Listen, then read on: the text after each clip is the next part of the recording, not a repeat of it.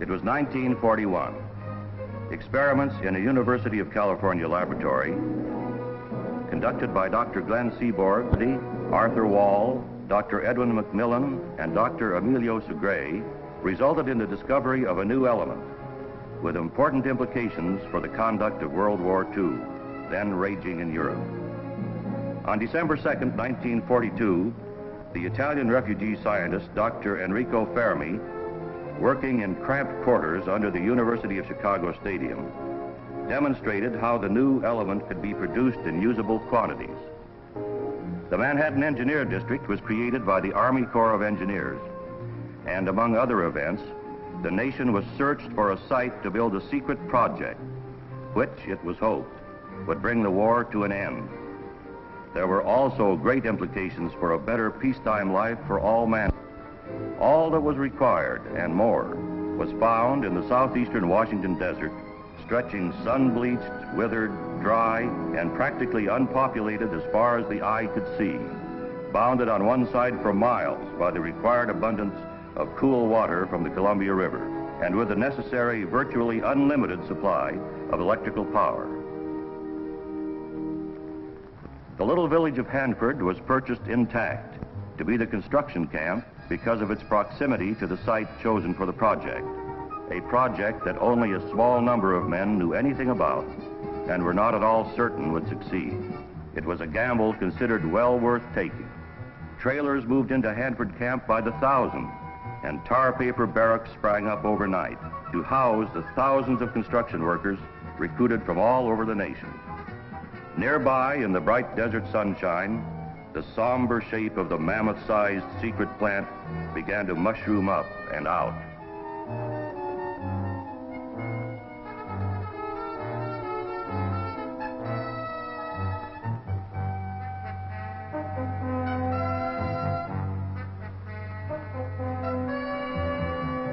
Hanford Camp grew from a population of 400 to a metropolis of trailers and tar paper barracks accommodating 51,000 for 2 years of glory as the fourth largest city in the state of Washington.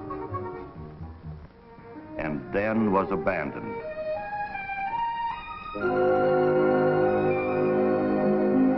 Although nothing like it had ever been constructed before, in less than 2 years, by late 1944, the mammoth plant was ready for operation.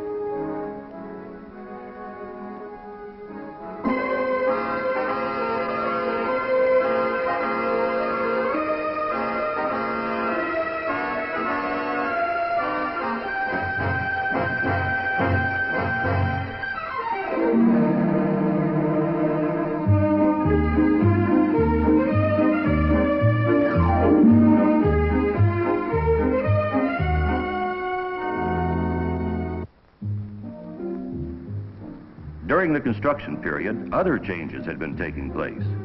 The government-owned town of Richland had expanded into a bustling community of more permanent type housing for the people now operating the Hanford plant. Trucks by the hundred shuttled back and forth over miles of broad new highways leading to Hanford. Long trains snaked across the desert on mile after mile of newly laid track, bringing a tremendous variety of materials streaming into Hanford. Every kind of conveyance arrived full and left empty. All coming in, nothing going out. But something was going out. What had been built by the DuPont Company for the Manhattan Engineer District were 3 Fermi-type nuclear reactors, scaled up from the one Dr. Fermi had built under the University of Chicago Stadium for the production of plutonium. Also constructed were 3 chemical plants for the separation of the pure metal, scaled up to a process 1 billion times more than the microscopic bit of plutonium the University of California scientists had made experimentally with a cyclotron. It would be the most remarkable scale-up in history if it worked. And it did work. Hardly an engineering change was required, despite the strange construction needed for the devices to make the new element. Ancient alchemists had tried to change base metals into gold by transmutation. Now, man was using the process to change plentiful uranium-238 into plutonium, a metal far more precious than gold.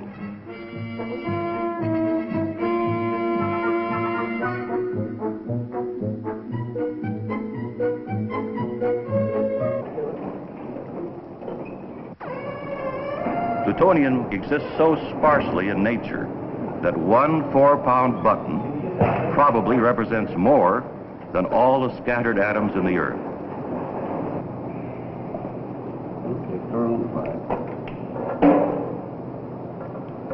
150 on B5. 150 on B5.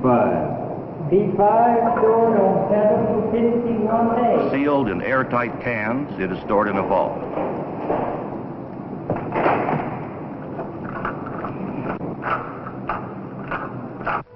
One pound of plutonium has the potential energy of nearly 3 million pounds of coal, or 5,000 barrels of oil.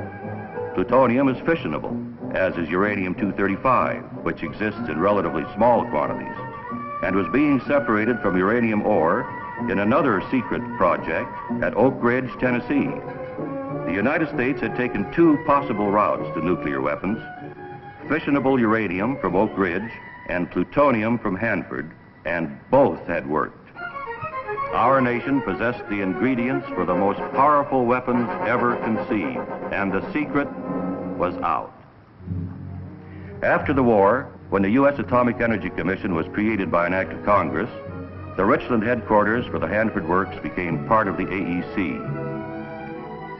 The AEC was created to develop peacetime uses of atomic energy, as well as military, and numerous peacetime efforts were started. But Hanford's national defense mission did not diminish. The first 3 reactors were refurbished and improved. Meanwhile, the DuPont Company had withdrawn as prime contractor and was succeeded by the General Electric Company. As Cold War tensions increased and more weapons were developed for the nuclear arsenal, the government investment at Hanford rose to more than $1 billion. With the addition of 5 new reactors and improved chemical separation plants, 3 times longer than a football field. Hanford reactors used machined, aluminum-clad, cylindrical uranium fuel elements, 8 inches long, weighing 8 pounds.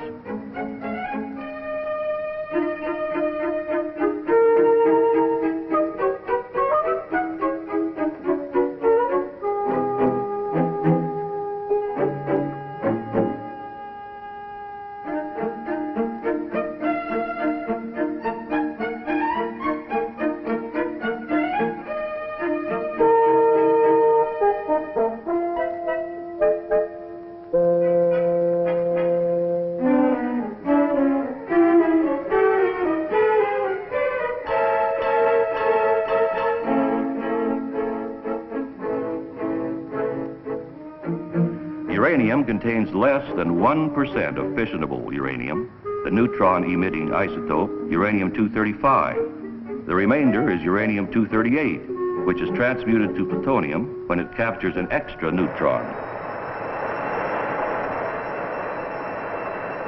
Fuel elements are delivered to the 5-story high reactors, where workers are protected by thick concrete walls and safe work procedures.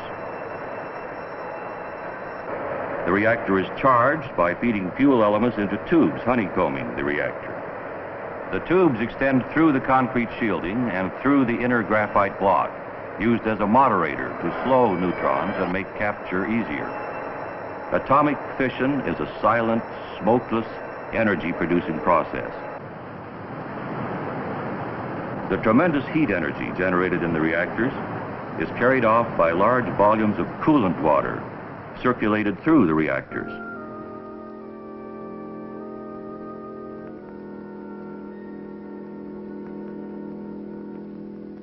Each reactor has a water purification facility adequate to serve a city of 250,000 population. as new fuel elements are fed into the front face of the reactor. From the rear face, highly radioactive spent elements, now containing the precious plutonium, are ejected behind thick shielding into deep water pools, where they remain until much of the intense radioactivity decays.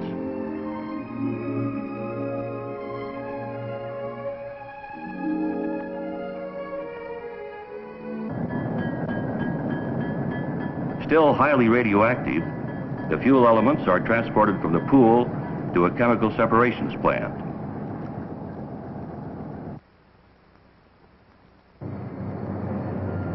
Within long canyons, equipment is under concrete floors 5 feet thick.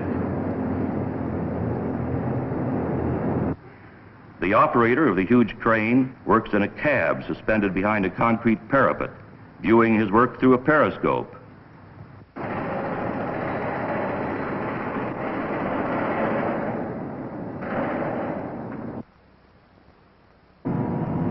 Changes and repairs to equipment are made with tools suspended from the crane. In processing vessels under the concrete floor, aluminum cladding is removed and the fuel is changed into 3 liquid solutions of plutonium, unused uranium, and the waste radioactive fission byproducts. Wastes are piped away for processing and storage. Uranium and plutonium are converted to solids. Uranium is reprocessed for further use.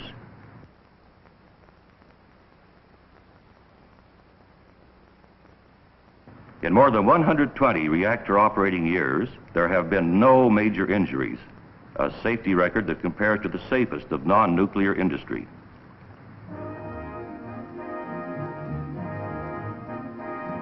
In 1959, construction was started on a dual-purpose reactor to make plutonium for defense and steam for the generation of electricity. 467. To cover the removal of that. We had an RF in here. 222, please. I am down to 2 men now, and 2 tubes at a time will be a plenty. Okay, good enough. Stand by for a few minutes. Okay, we'll get this down.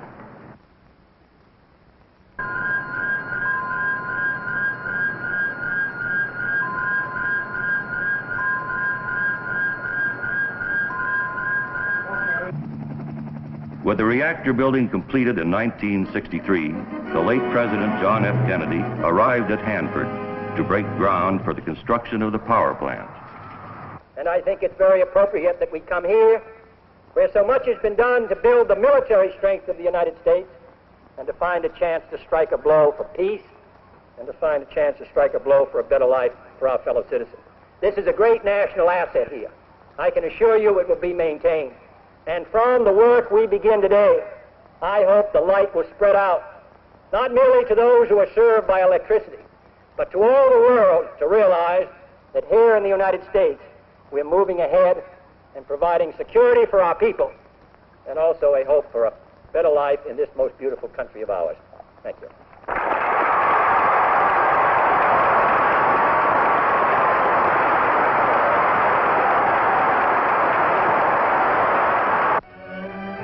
The power plant was financed by the Washington Public Power Supply System, a group of public utility districts.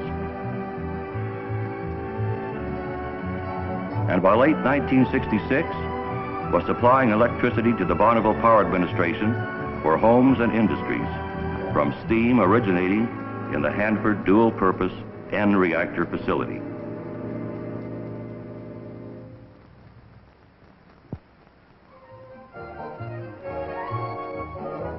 There is another side of the Hanford Atomic Project, research and development. From the beginning of the Hanford Project, studies were conducted continuously to assure that the environment would not be affected adversely. The air, ground, and water in and around the project are checked and tested regularly. Examination of fish and other aquatic organisms can tell scientists much about levels of radioactivity in water.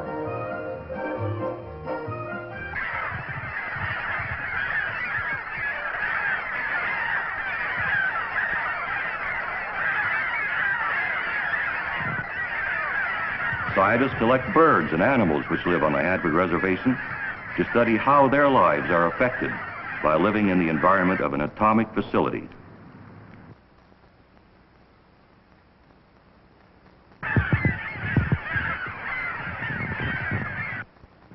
Plants are used to study the ways in which radioactivity might be taken up through the roots from the soil.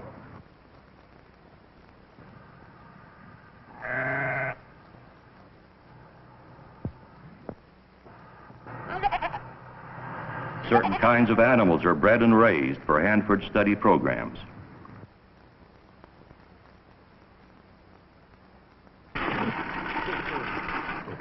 The effects of radioactivity can best be studied in animals that approximate the size of man. Here at Hanford, we have developed a miniature swine that has body weight, bone structure, gastrointestinal tract, and skin surfaces somewhat similar to that of man. So it makes a much easier realm of extrapolation from the information we get in swine to that might apply to man. Hanford has become an important center for biological research. Many criteria used for established limits of exposure to different kinds of radiation were developed from Hanford studies. Weather forecasting operations were conducted in order to govern the release of radioactive gases. From this, the atmospheric physics section branched out to studies for the Air Force of burned out rocket fuels in the atmosphere. Studies are made of changes in uranium fuel elements caused by heat and irradiation for the development of more efficient peacetime power reactor fuels.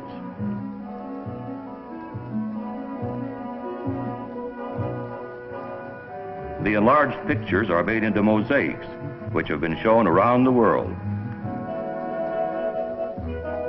The heat from radioactive decay of a few pounds of plutonium-238 converted directly to electrical energy will run equipment in a space satellite for many years. And of course, increasing use of plutonium will conserve the limited supply of fissionable uranium. Scientists, protected by thick leaded glass windows, use remote control devices to study radioactive materials. A giant impact forge capable of exerting a pressure of 400,000 pounds a square inch can compact pieces of plutonium to great density for use in new types of fuel elements and combine incompatible metals and other materials more economically than by any other method.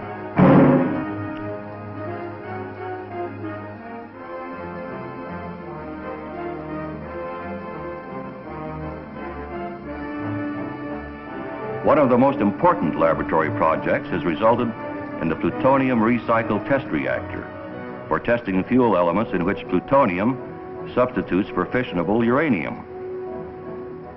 Powdered uranium and plutonium are compacted in the fuel elements by ultra-high frequency sound waves.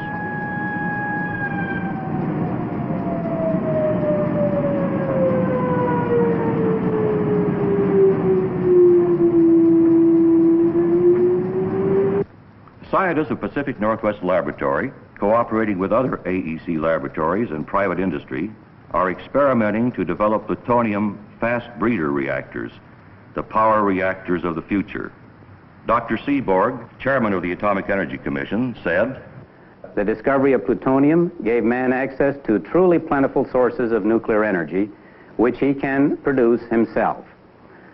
One method of production is by means of breeder reactors, such as you see here.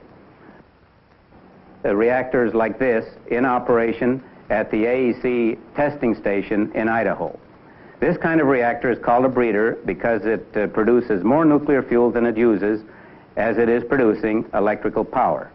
Now, in years to come, larger and more complex breeder reactors will be placed in the hands of future generations in almost unlimited numbers to produce a very large source of electrical power, far surpassing any other source of electrical power that is available to us."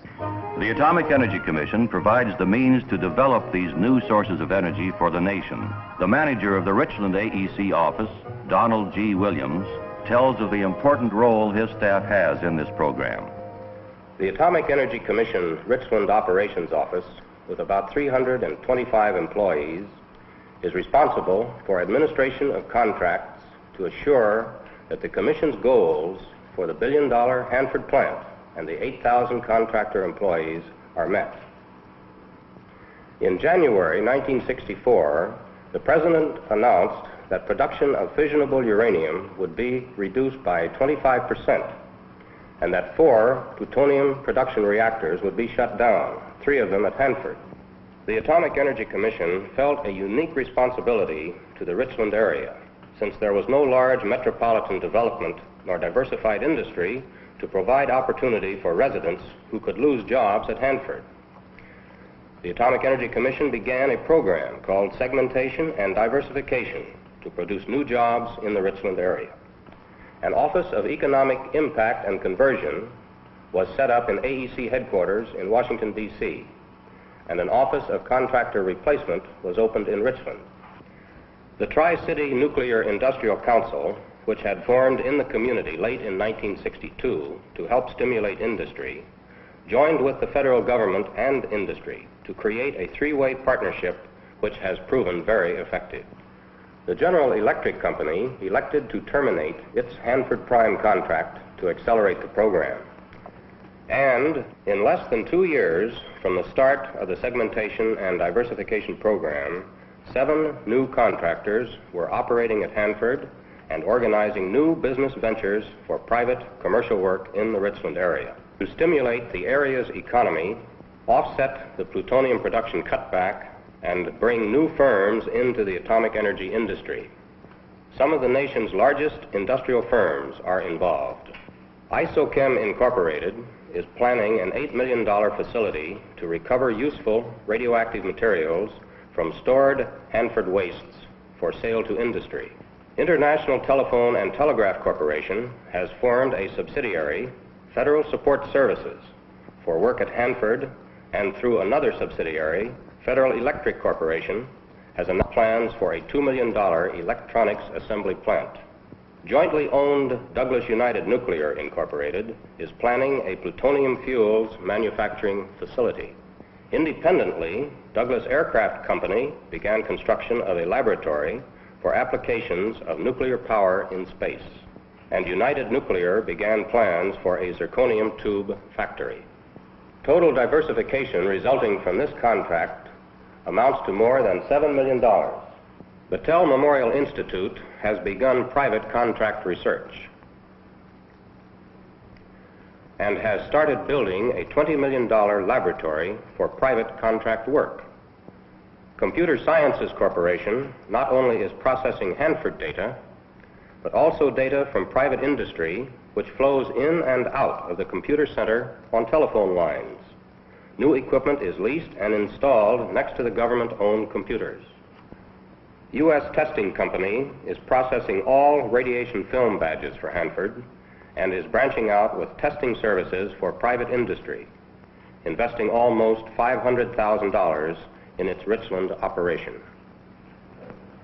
Hanford Occupational Health Foundation is providing health care for Hanford workers, and Vitro Engineering Company and J.A. Jones Construction Company are continuing at Hanford under contracts signed earlier. When the companies use government facilities for their private work, they pay the full use cost back to the government. New facilities planned by our contractors will cost an estimated $38 million of private funds and provide more than 1,800 new jobs. The response of industry to AEC's segmentation and diversification program has been even greater than was expected. There were many reasons for the response of industry. The large staff of Hanford-trained expert scientists and technicians was a most valuable asset.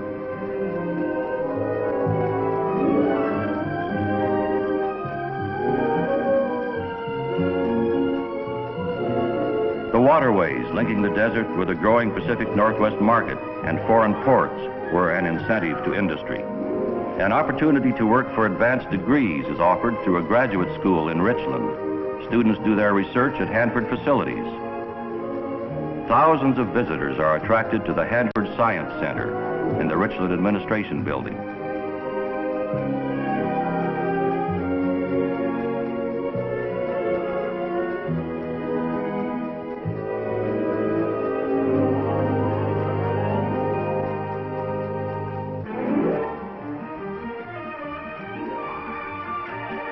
And living is pleasant in an area of good weather, clear air, clean water, and miles of land for community growth with expanding facilities and services influenced largely by Hanford.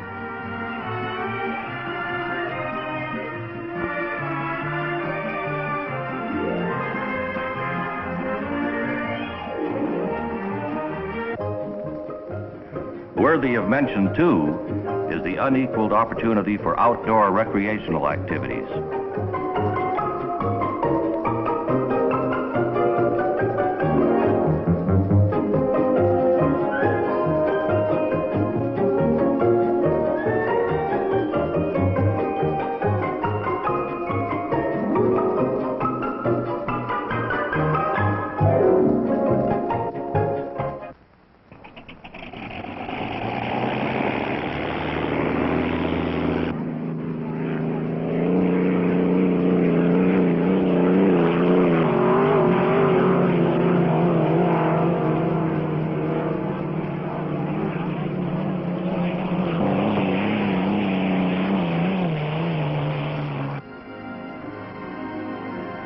But most important was the AEC's concern for Richland and the cooperative effort of federal government, Tri-City community, and industry to meet the challenge presented by a production cutback with a bold program which could provide a pattern useful for other locations experiencing cutbacks in operations. The miracles of the past and the miracle of the present point the way to as yet undreamed of future miracles in the desert.